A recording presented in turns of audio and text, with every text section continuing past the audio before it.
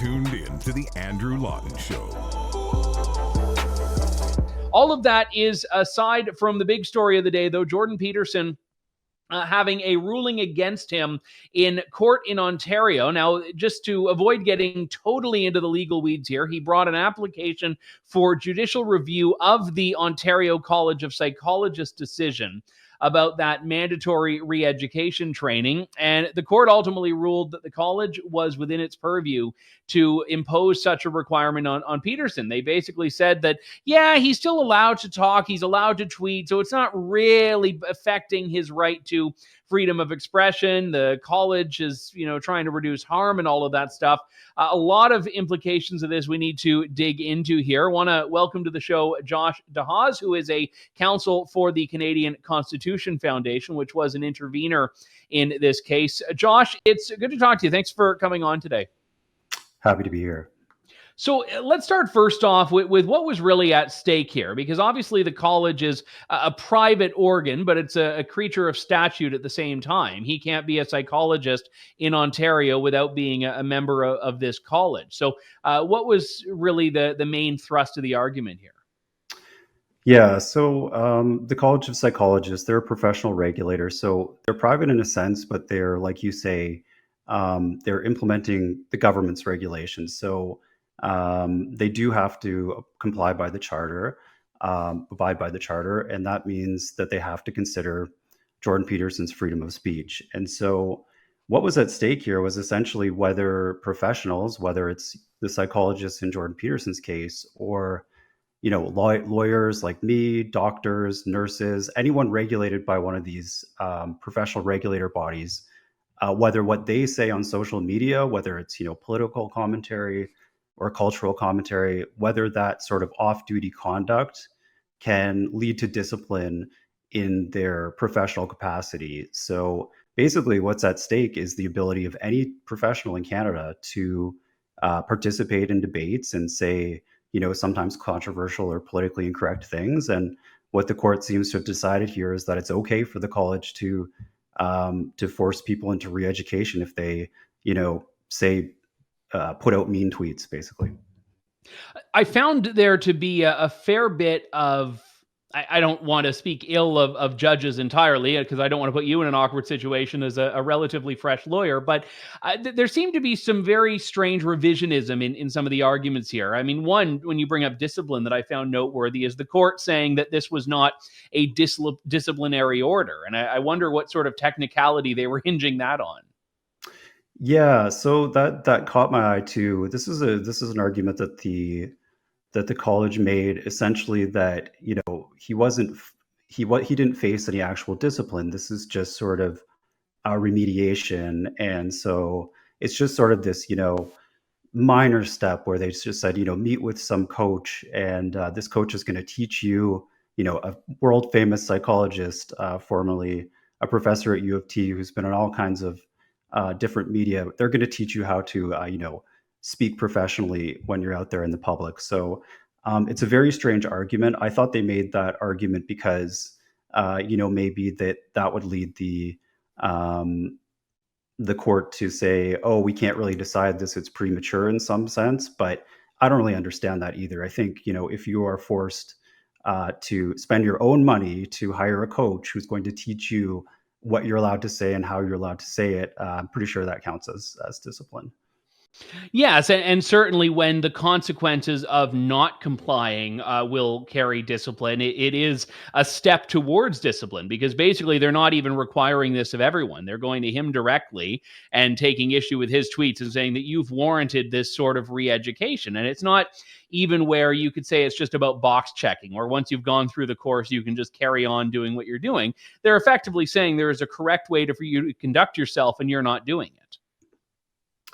Yeah, that's right. And what's interesting too here is the court, when the court's considering whether a charter right like free expression has been violated, it has to be, if the government, and in this case, if the regulator is going to limit that, it has to be minimally impairing of that right. So I think this sort of allowed the court to say, well, it's not really discipline, it's just this initial sort of step that could potentially one day lead to discipline. It's no big deal. It's just meeting with a coach for several months and having them teach you how to speak properly.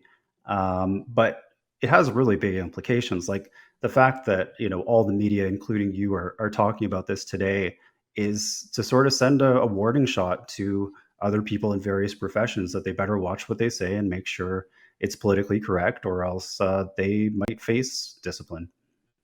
We were talking about this a little bit yesterday in the context of medical associations and how physicians' colleges have had a very significant crackdown, I think, on their individual members' right to speak freely on COVID issues. And whether we're talking about law societies, medical colleges, the psychologists college for Jordan Peterson. I mean, anything. It could be the regulatory colleges for massage therapists, for psychotherapists. It doesn't matter. I mean, these bodies are all tremendously powerful because you don't really have a right to operate in your chosen field without being a member of them. And I'm just wondering, in general, if this is an area of law that has been fairly well established in which these organizations have this much power, or if this is kind of a recent advent in judicial reviews. Yeah, so it's come up a lot more lately, and part of that has to do with the pandemic.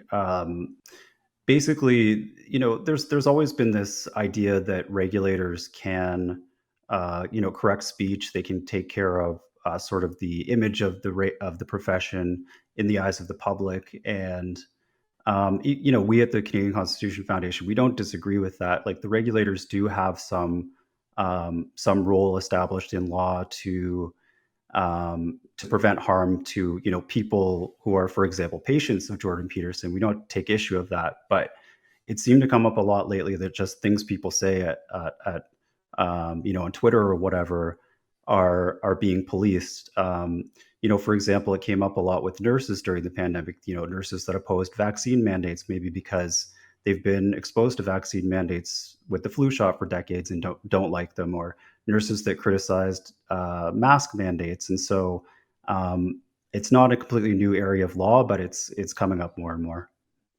Well, and I should point out too that we're not even talking about, in some cases, tweets that are, I would argue, outside of what a psychologist who's not Jordan Peterson could or should be weighing in on. I mean, one of the tweets they brought up was him commenting on the transgender actor Elliot Page, formerly Ellen Page, and the transgender issue is entirely fraught within psychology. One of the big debates we have in medicine right now is how to treat especially children that start identifying by a different gender than what their biological sex would dictate. So the idea that a psychologist cannot have heterodox opinions on the transgender issue and express them is, I think, insanely offensive to what professionals should be encouraged to do, which is debate live issues and hot issues in their field. Yeah, that's right, and it's probably even worse than people realize in this particular case, because what Jordan Peterson said about the actor Elliot Page, formerly Ellen Page, was just used their original pronoun that they used for decades. Because in Peterson's view, and I don't necessarily agree with him, but in his view, it's bad for the patient to sort of allow them to choose their pronoun, because in his view that's sort of engaging in a delusion, and they're better off if they don't do that. So you can be on one side of that issue or the other, but if anybody should be able to talk about that, it's psychologists, right? Yeah, and I am curious where you think this is going to go, because I know Jordan Peterson has been fairly unrepentant on this, and I know that the CCF is not representing him. You're intervening, so you don't, I believe, get to appeal on his behalf. But is your sense that this will go to an appeal, and that if so, it could actually have a strong basis of success? Yeah, I think so. I think it's pretty clear that Jordan Peterson, he does intend to appeal. So he'll take this to the Court of Appeal. He'll ask them if it's something that they should hear, and if they agree to hear it, then you'll get um, a 3-member panel of the Court of Appeal, most likely deciding whether this divisional court, which is what put out the judicial review decision today, whether they got that right. Yeah, and I should say, Jordan Peterson tweeted about this, and he vowed to make every aspect of this public. and we will see what happens when utter transparency is the rule. And I think if the college gets its way and Jordan Peterson has to be subjected to this, I think they may find themselves on the losing end of that, much like when Ezra Levant many years ago filmed the entire proceedings before the Alberta Human Rights Tribunal. So I think very much something that people want to see. Josh DeHaas, counsel with the Canadian Constitution Foundation. Good to have you on. Thanks for doing it.